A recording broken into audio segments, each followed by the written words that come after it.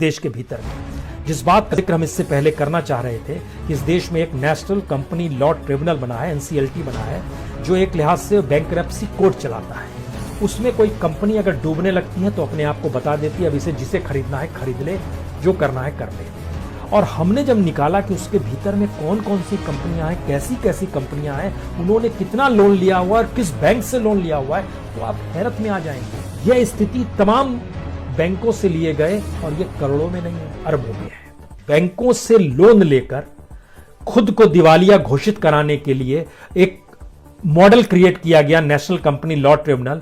उसमें जैसे आपने 10 करोड़ रुपया लोन लिया, आपने कहा अब हमसे नहीं चलेगा, तो उस देखा गया 10 करोड़ में से देखा गया क्या संपत्ति, आखिर में कुल मिला के आपने मान लीजिए उसमें से 8 करोड़ रुपए खा लिए, 2 करोड़ बचे।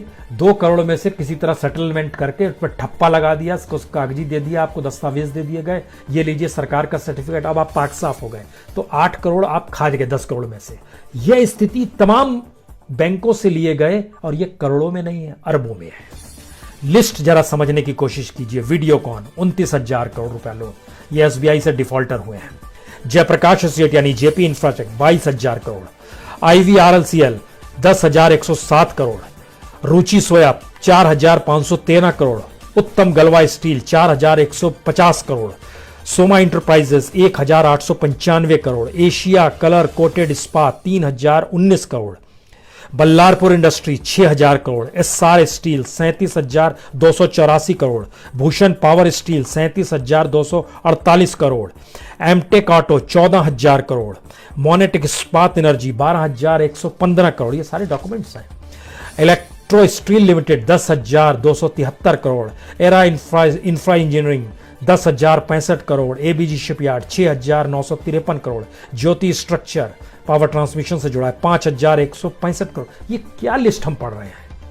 ये लिस्ट इसलिए पढ़ रहे हैं क्योंकि इनका जो सेटलमेंट होगा, उस सेटलमेंट में इन्होंने बैंक से जो पैसा लिया है उसमें बड़ा हिस्सा वो रईसी पर उड़ा चुके होंगे। कोई देखने वाला नहीं है, क्योंकि 2 केसेस हमारे सामने आए। एक केस तो बहुत साफ था, जिसका जिक्र हमने बहुत हल्के तरीके से पिछली बार किया था। ये आलोक इंडस्ट्री का जिक्र था, बड़ा महत्वपूर्ण है। आलोक इंडस्ट्रीज ने 22,075 करोड़ का इस पे डिफॉल्टर के तौर पर है, और रिलायंस ने इसका 37% इक्विटी ये 5,000 करोड़ में खरीद ली है। महत्वपूर्ण ये नहीं है, महत्वपूर्ण है कि SBI ने मांगा पैसा आलोक इंडस्ट्री से और कहा हमें 22,000 करोड़ रुपया वापस कीजिए।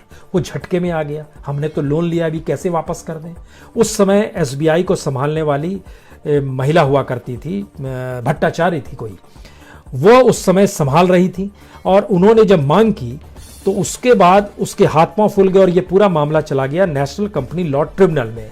अब वहां पर रिलायंस ने वहां अपने आप को रखा, और कुल मिला के 22,000 करोड़ रुपए जिसके ऊपर लोन है, उस पूरी कंपनी की जो बोली सामने आई वो 13,000 करोड़ में सामने आई। महत्वपूर्ण यह भी नहीं है, महत्वपूर्ण यह है कि उस समय जो चेयरमैन SBI की थी, वो आज की तारीख में स्पेशल डायरेक्टर के तौर पर रिलायंस के साथ है।